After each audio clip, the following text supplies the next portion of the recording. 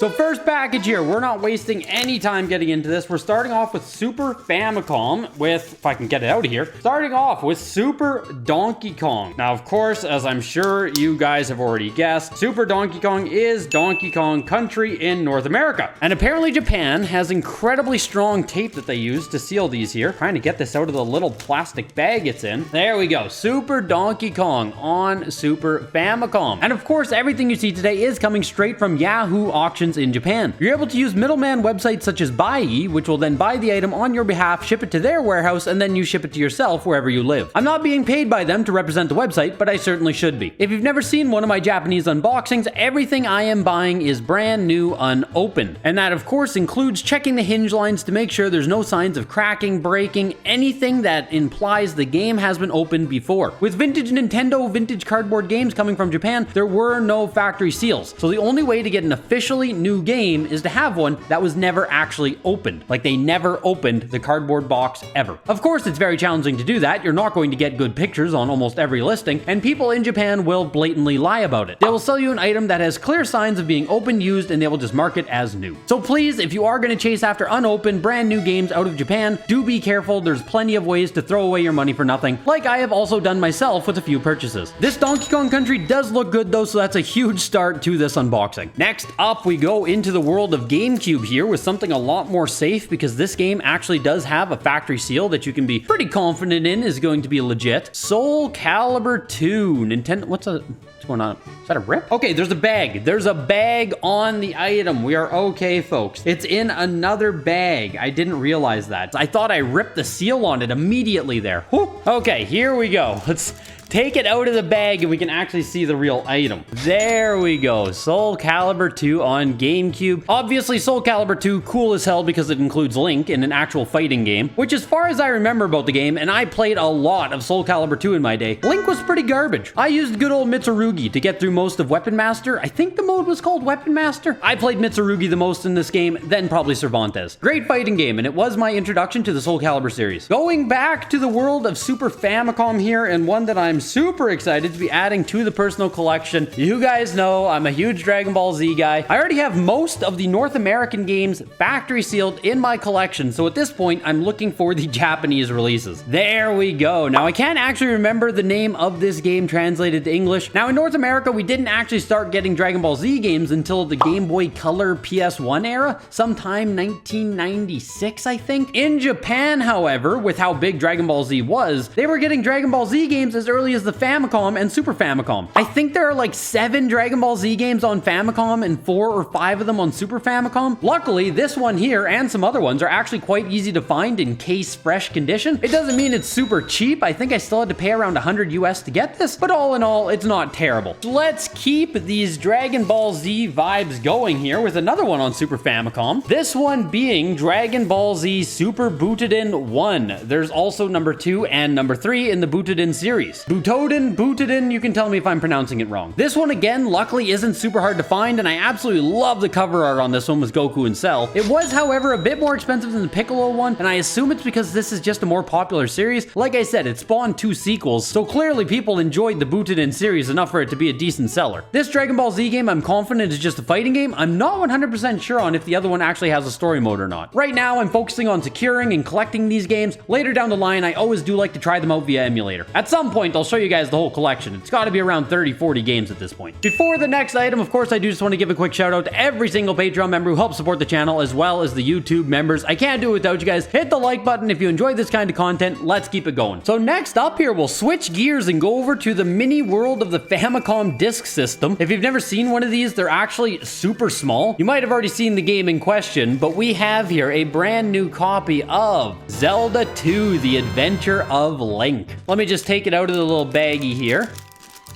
Famicom Disk System games are just sealed with these little tamper-proof stickers on the back. This little sticker, unfortunately, does actually have some chipping damage there, a little bit of wear to it. Generally, now, when I look at factory-sealed Famicom Disk System games, I try to avoid stickers that have any kind of issues like that. Some of these games were purchased months ago, though, so I was a little bit less picky, a little bit less experienced. These days, I would probably avoid a sticker that's in this kind of condition, just because if we're talking about this being the only form of factory seal on the actual game here, there, then you kind of do want that sticker itself to be in good condition, as it does play into the overall condition of the casing. This release of Zelda 2 is the first release of the game. It was first on Famicom Disk System and then did port over to North America, so very cool to just get the original printing of this game. Going back to the world of GameCube, we have one of my favorite games that exists, period. Some of you guys might not know this about me. I don't know how deep my own lore goes, but I actually played Smash Melee for years. I watch competitive Melee whenever there are tournaments, and I actually attended a couple of locals myself. So of course, I had to get myself a factory sealed copy of Super Smash Bros. DX, Super Smash Bros. Melee, and this is just frickin' cool. As I'm sure most of you are aware, getting a factory sealed copy of Melee, a North American edition, is quite expensive these days, but actually getting a factory sealed Japanese version is also pretty damn expensive, relatively speaking. I think this still cost me somewhere around 250 US or so. Obviously for myself, still 100% worth it to have a factory sealed copy of this put into the collection. It's one of those games that I'll probably never sell unless I can find an upgrade for it, and who knows if I'll be able to find an upgrade. Now, somewhat surprisingly here, the next game actually takes us into the world of graded video games. That's right, I was able to find graded video games out of Yahoo Japan. Doesn't happen very often, they don't pop up very often, but this one is pretty damn cool. Pokemon Crystal in a beautiful VGA 90 plus condition. A couple months ago or so on Yahoo Japan, there was someone who was posting a bunch of high grade Pokemon Crystal. As far as I understand, they submitted a whole case of them to VGA. So they had a bunch of 85 plus, 90, 90 plus, and 95s that they were auctioning off. And I actually did end up buying multiple copies because they simply kept auctioning them, and I thought they were going for extremely fair prices. And as always, let me know what you think of the prices. You're not going to offend me if you think I grossly overpaid for something. I want to hear that kind of information myself. I would love to be able to get unopened Japanese versions of the Gen 1, 2, and 3 games to go with brand new sealed copies of the North American versions. I have no idea if I will ever be able to get Pokemon Red, Blue, Green. It seems like they hardly ever pop up, and if they do, they're going to command massive premiums, so I'm not sure what I'm going to do about that. But for now, I was able to secure Pokemon Crystal, and I might be able to trade one of the other copies I got to try and get one of the versions I still don't have. Sometimes trading with people can actually go a lot further than money in this hobby. Kind of weird like that. And this now brings us to an N64 block that I am insanely excited to share with you guys. Starting off here with Custom Robo on the N64. If you're familiar with this franchise, it's probably because you played the GameCube version. That was the first one we got in North America, but this franchise actually began on the N64 in Japan. I grew up playing the GameCube version a lot. I think that is a completely underrated gem on the GameCube that people do not talk about enough. With hunting brand new unopened games in Japan, it's either the game is quite available and you'll always kind of see it getting posted on Yahoo Japan every few weeks, or the game basically doesn't exist and you have to be incredibly weary of every single post you see that is claiming the game is brand new. Custom Robo seems like it does not have cases available, or at least not many. Now I say that, but looking at the condition of this game, relatively speaking, this is case fresh. Like this game is mint. There's no creasing, there's no scuffing, there's no anything. So it stands to reason that the person I did buy this from might have a case of them. So you run into that world where even if supply exists, if that supply never gets posted to auction, well, it's kind of like the supply doesn't exist. It's really tough right now to get a good sense of which games might actually be extremely rare versus which ones might have supply that just isn't coming to the market. Now, what if I told you it gets even crazier because they released in Japan a frickin' sequel. Custom Robo V2, the hit follow-up sequel to Custom Robo. Pretty crazy that Japan got a sequel to Custom Robo on the N64. Now, all these N64 games I'm going to show did come from the same seller. Yakinoko, I believe, was the name of the seller. So if you happen to be searching Yahoo Japan and you see that seller, you can be pretty confident that what they are selling is going to be legit unopened. But there we have it, Custom Robo 1 and 2 for N64. Insanely cool. Which brings us to our next N64 game here, one of my absolute childhood favorites, Banjo-Kazooie on the N64. I think it's just called Banjo Adventure in Japan, Banjo-Kazooie Adventure, something like that. I know the name Banjo-Tooie does not exist in Japan. They just called it like Banjo-Kazooie 2 or Banjo Adventure 2. Japan wanted nothing to do with that pun. I actually did send one of these off for grading not too long ago, and I'm hoping that this one will be an upgrade. The next WATA unboxing will be coming soon, actually, so make sure to subscribe if you want to see that kind of collecting content. Now, obviously, Banjo-Kazooie is incredible, but I was actually able to get another game from my childhood that does mean more to me and took me 8 months to track down a listing of a brand new unopened one. I'm sure there are many of you out there that this is going to hit right in the nostalgia feels. Here's the back of the box. I know you guys already know what game this is. Here we go. Mario